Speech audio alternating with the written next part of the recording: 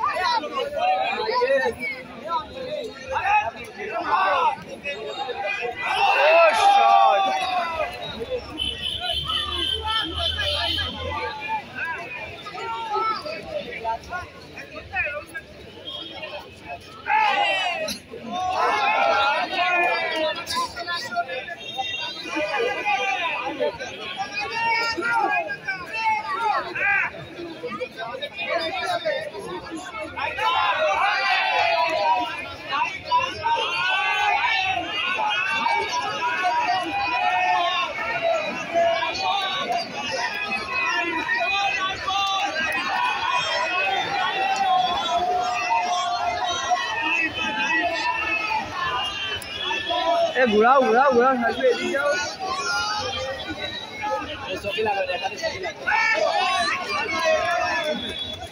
ইয়াসিন ভাই মঞ্চের সামনে আসবেন। ইয়াসিন ভাই,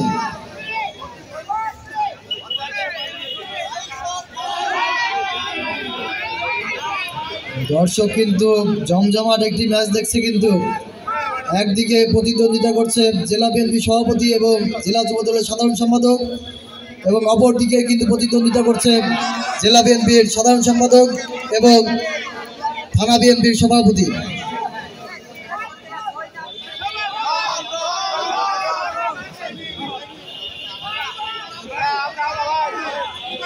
এবং আমাদের এই মাঠে আরো এসে উপস্থিত হয়েছে প্রশাসনের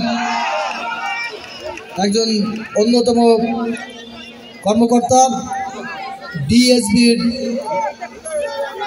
অফিসার কামরুজ্জামান।